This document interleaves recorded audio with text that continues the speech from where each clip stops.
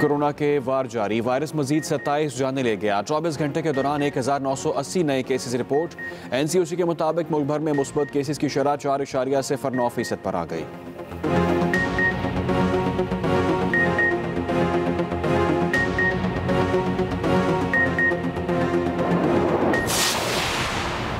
پاکستان افغان امن عمل کا سہولت کار ہے، ضمانتی نہیں۔ سول وار ہوئی تو کسی کا بھلا نہیں ہوگا۔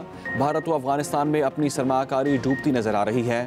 DGISPR major general Babar Iftikhar کہتے ہیں بھارت افغانستان میں قدم جما کر پاکستان کو نقصان پہنچانا چاہتا تھا، اپنے پروپیگنڈے پر کسی کی توجہ حاصل نہیں کر پا رہا۔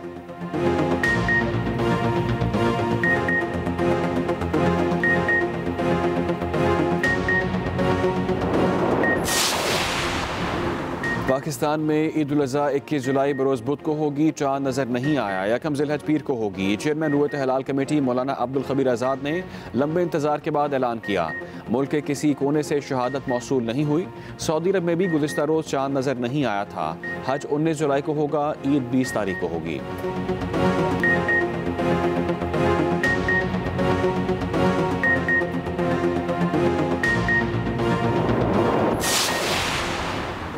عمران خان کا انتخابی نشان کشمیر فروشی، چینی چوری اور مہنگا آٹا ہونا چاہیے، سلیکٹڈ کی گھر میں عزت ہے نہ باہر۔ کشمیر مودی کی جھولی میں پھینک کر کہتے ہیں 2 منٹ کی خاموشی اختیار کرو۔ مریم نواز کا آزاد کشمیر میں شاردہ میں انتخابی جلسے سے خطاب۔ مریم نواز آج ہٹیاں بالا میں جلسے سے خطاب کریں گی۔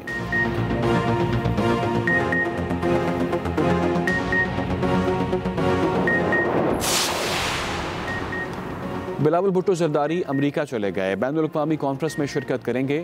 عام شخصیات سے ملاقاتوں کا بھی امکان۔ بلاول 1 ہفتہ امریکہ میں ہی قیام کریں گے۔ غیر موجودگی میں آصفہ اور فریال تالپور آزاد کشمیر میں انتخابی مہم چلائیں گی۔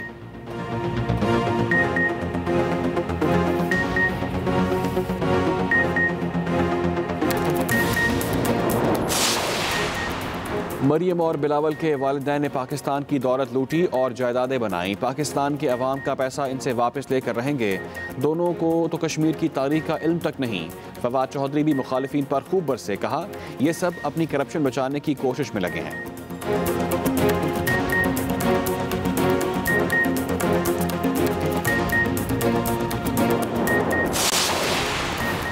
کراچی میں ٹریفک پولیس کے شہداء کو خراج عقیدت پیش کرنے کے لیے سائیکل ریس، درجنوں سائیکلسٹ نے حصہ لیا۔ ریس کا آغاز پارک ٹاور سے ہوا اور اسی مقام پر اختتام ہوا۔ سائیکلسٹ نے کلفٹن کی مختلف شاہراہوں سمیت سی ویو روڈ پر بھی ریس لگائی۔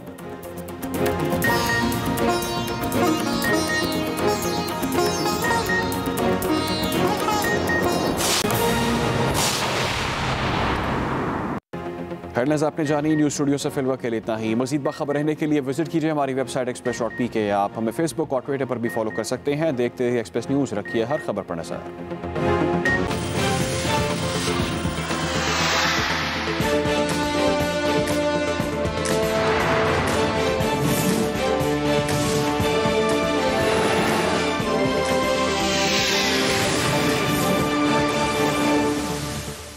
السلام علیکم ناظرین، آپ دیکھ رہے ہیں پروگرام دا ریویو کامران یوسف اور شہباز رانا کے ساتھ۔ دا ریویو میں ہم پاکستان کی معیشت، خارجہ امور اور نیشنل سیکیورٹی سے جڑے معاملات پر بات کرتے ہیں۔ ہم نے دیکھا کہ وفاقی بجٹ میں حکومت نے اکراس دا بورڈ جو سرکاری ملازمین ہیں ان کی تنخواہوں میں 10% اضافہ کیا۔ گزشتہ بجٹ میں ظاہر ہے کہ پاکستان کی جو معاشی صورتحال تھی اس کی وجہ سے اضافہ نہیں کیا گیا تھا، تو یقیناً یہ کچھ نہ ہونے سے تو بہتر ہے۔ اب ایک اور تجویز زیر غور ہے کہ جو مسلح افواج کے جتنے ملازمین ہیں تمام رینکس کے، ان کی تنخواہوں میں مزید 15% اضافہ کیا جائے۔ اور اگر یہ تجویز مان لی جاتی ہے تو اس کے نتیجے میں جو مسلح افواج کے جتنے ملازمین ہیں ان کی تنخواہوں میں کوئی 25% اضافہ ہوگا۔ تو شہباز، سوال بنیادی طور پر یہ ہے کہ ابھی چند روز پہلے ہی ظاہر ہے کہ وفاقی بجٹ میں 10% ایڈ ہاک الاؤنس دیا گیا تمام سرکاری ملازمین کو، اور اس میں آرم فورسز کے لوگ بھی شامل تھے۔ تو یہ بتائیں کہ چند روز کے بعد ہی اس تجویز کی ضرورت کیوں محسوس ہوئی؟ اگر یہ انکریز کرنا ہی تھی تو اس کو بجٹ میں لایا جا سکتا تھا، اور جو فائنینس بل پاس ہوا اسی میں لایا جا سکتا تھا۔ یہ آفٹر تھاٹ کیوں ہے؟ کامران، اس کا فائنینس بل سے کوئی تعلق نہیں ہوتا، پہلی بات تو یہ ہے۔ یہ جو بجٹ کے اندر پیسہ ضرور رکھا جاتا ہے، اور پیسہ جو تھا وہ بجٹ کے اندر رکھ دیا گیا تھا, لیکن اس کی جو اناؤنسمنٹ تھی وہ بجٹ کے وقت نہیں کی گئی. تو اگر اس وقت ہوتا تو ایک میسج یہ جاتا کہ آپ سیولینس کی تنخواہوں میں 10% کر رہے ہو اور ملٹری کی تنخواہوں میں 25% کر رہے ہو, حالانکہ سیولینس کی تنخواہوں میں 25% ایک اضافی ایڈ ہاک جو الاؤنس تھا, ڈسپیرٹی ریڈکشن الاؤنس, یہ اناؤنس ہو گیا تھا غالباً مارچ میں اور اس کی امپلیمنٹیشن بھی ہو گئی تھی. تو یہ بڑے ایک طریقے سے اس کو کیا گیا ہے اس دفعہ. پہلا تو یہ تھا کہ جی جو بجٹ کی ایلوکیشن تھی اس دفعہ اس کے لیے ایک سیپریٹ ہیڈ اس کے اندر کریٹ کیا گیا. اچھا ٹھیک ہے. اس کے اندر کوئی تقریباً 160 ارب روپیہ رکھا گیا تھا, اور جو 160 ارب روپیہ تھا اس میں سیولینس اور ملٹری کی تنخواہوں میں جو اضافہ ہونا تھا اس کے لیے رکھا گیا تھا. اب جو وزیر خزانہ شوکت ترین صاحب کی اسپیچ تھی اس کے اندر 10% انہوں نے اناؤنس کر دیا. اس کے بعد ایک ایکسپیکٹیشنز تھی, چونکہ بجٹ کے اندر ایک بہت بڑی ایلوکیشن پڑی ہوئی تھی کہ شاید وزیر اعظم عمران خان صاحب جب بجٹ پاس ہو گیا اس کے بعد ان کی جو اسپیچ تھی اس میں وہ 10 سے 15% اکراس دا بورڈ انکریز کرنے کا وہ اعلان کریں گے, وہ پھر بھی انکریز نہیں ہوا. اس کے بعد پھر یہ سمری جو ہے کامران یہ تیار ہوتی ہے اور اس کا پرپوزل جاتا ہے وزیر اعظم عمران خان صاحب کے پاس کہ جو آرم فورسز ہیں ان کی تنخواہوں میں اکراس دا بورڈ تقریباً 15% مزید اضافہ کیا جائے. اس میں جو امپورٹنٹ چیز ہے جو سمجھنے کی ہے کہ یہ ایڈ ہاک ریلیف الاؤنس نہیں ہے. اچھا, یہ رننگ بیسک پے کے اوپر ملے گا. اگر ابھی ان کی 100 روپیہ تنخواہ ہے تو اس کے اوپر یہ 15% ہوگا, اس میں شامل مرج ہو جائے گا بیسک پے کے اندر. ٹھیک ہے. تو 115 روپے ہو گیا اور اس کے اوپر پھر 10% ایڈ ہاک الاؤنس لگے گا. تو this is different from the past. تو اس کا جو ایڈیشنل امپیکٹ کتنا آئے گا؟ آپ تو کہہ رہے ہیں کہ انہوں نے ایلوکیشن رکھی ہوئی تھی, یہ جو 15% اب اضافہ کرنے جا رہے ہیں, تو کتنا بجٹ ریکوائر ہوگا اس پورے سال کے لیے اس کام کے لیے؟ اس میں جو وزارت خزانہ کی سمری ہے اس کے اندر تو 38 بلین 38 ارب روپے کا انہوں نے ایسٹیمیٹ لگایا کہ سالانہ اس کا اضافی بوجھ پڑے گا خزانے کے اوپر. لیکن کامران اس میں ایک چیز بڑی امپورٹنٹ ہے کہ حکومت کیوں کر رہی ہے. 2 فیکٹرز ہیں. ایک فیکٹر تو یہ ہے کہ پچھلے سال نہ سویلین ملازمین کو نہ ملٹری کو کسی کو بھی تنخواہ میں اضافہ بالکل نہیں ملا.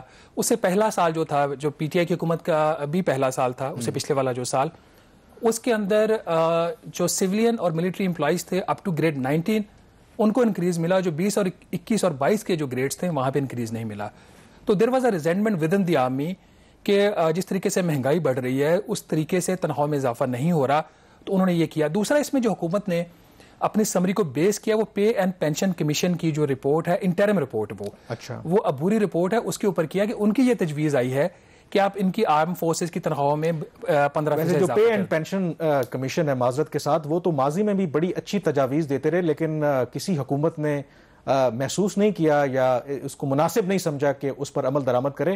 بہرحال جو ظاہر ہے کہ مسلح افواج کے جو ملازمین ہیں, یہ جو سرکاری ملازمین ہیں, ان کا گلہ اپنی جگہ پہ بالکل بجا ہے کہ 3 سالوں میں جو پاکستان کی معیشت کا حال ہوا, ایک تو لوگوں کی تنخواہیں نہیں بڑھیں, جو تنخواہیں تھیں جو ریئل ٹرم میں انکم ہے وہ تو کم ہوئی ہے.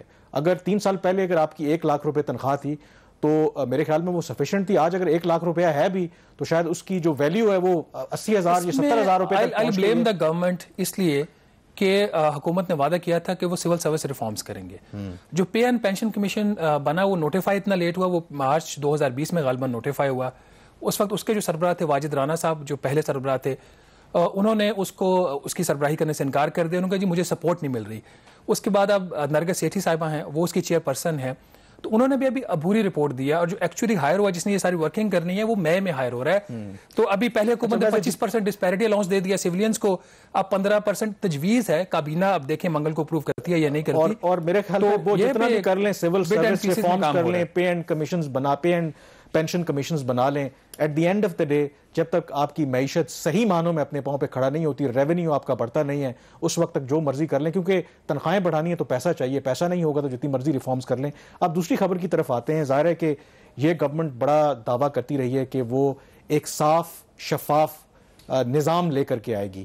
اب یہ جو آپ کی میں خبر پڑھ رہا تھا, یہ پبلک پروکیورمنٹ ریگولیٹری اتھارٹی کے رولز ہیں, اس میں انہوں نے ترامیم کی ہیں. اب عام لوگوں کو سمجھانے کے لیے کہ جو سرکاری ادارے جب ٹھیکے دیتے ہیں تو اس کی بولی ہوتی ہے کہ کوئی بھی اگر کمپیٹیٹیو بڈ کے پروسیس کو پار کر کے آتا ہے تو وہ کانٹریکٹ اس کو ملتا ہے, اور اربوں کروڑوں کے کانٹریکٹ اس میں آتے ہیں. اب یہ اس میں تبدیلی کیا کی گئی ہے کہ اس کے لیے اوپن بڈنگ کی یا بولی کی ضرورت نہیں ہے. جو بھی سرکاری ادارے ہیں وہ اپنی مرضی سے کوئی بھی کانٹریکٹ جو ہے وہ کسی بھی ادارے کو دے سکتے ہیں. تو یہ تو ٹرانسپیرنسی کے خلاف نہیں ہے. یہ نہ صرف ٹرانسپیرنسی کے خلاف ہے بلکہ اب اس میں لگتا یہ ہے کہ ان کی ملی بھگت بھی ہوگی. थोड़ा सा इसका बैकग्राउंड ये है, मिली भगत तो पहले भी होती है, जब अभी और ज्यादा सरकारी जो कॉन्ट्रैक्ट होते हैं, इवन ओपन बिडिंग होती है, वो भी बाज़ दफा ड्रामा ही होता है। अब चले उसमें एटलीस्ट एक आप दिखावे के लिए से ही कुछ आप मुकाबला तो करवाते हो ना पार्टीज के दरमियान। कामरान, ये पब्लिक प्रोक्योरमेंट रेगुलेटरी अथॉरिटी का कानून आया था गालिबन 2000 या 2001 में।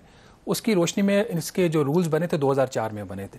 इन रूल्स का जो मकासद थे वो ये थे कि शफाफियत और एफिशिएंसी से जो पब्लिक सेक्टर के जो ठेके दिए जाते हैं, जो काम होता है, जो कि एक तखमीने के मुताबिक सालाना 5000 अरब रुपए के आसपास के ठेके पूरे मुल्क के अंदर दिए जाते हैं, वफाकी और सूबाई हुकूमतें मिलकर देती हैं।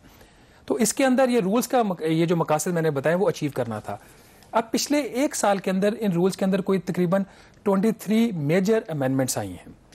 ये वाली जो अमेंडमेंट है, इसमें कुछ अमेंडमेंट्स अच्छी हैं, ज़रूरत उसकी थी, इसलिए कि आप जिस तरह आपका टाइम गुजरता है, आपको याद है कि साबिक वज़ीर-ए-आज़म जो शाहिद खाकान अब्बासी थे वो भी ये बात कहते थे कि पेपरा को बंद कर दे, नैब को बंद कर दे तो मुल्क ठीक हो जाएगा। उनके ख्याल में बहुत सारे काम जो हुकूमत एक स्पीड से कर सकती है, पेपरा के जो कवानीन है और जो उसके रूल्स हैं उसके अंदर एक रुकावट होते हैं, उसको ठीक करने के लिए भी जो कि वर्ल्ड बैंक के कर्जे की एक शर्त भी थी, $40 करोड़ का उसका कर्जा, तो उसके अंदर ये उसमें शामिल था कंपोनेंट कि आपने रूल्स को अमेंड करना है। कामरान, इसमें जो सबसे बड़ी अमेंड करना है वो ट्रांसपेरेंसी के लिए करना है या यहाँ पे उल्टा काम हुआ इसमें? नाज़रीन,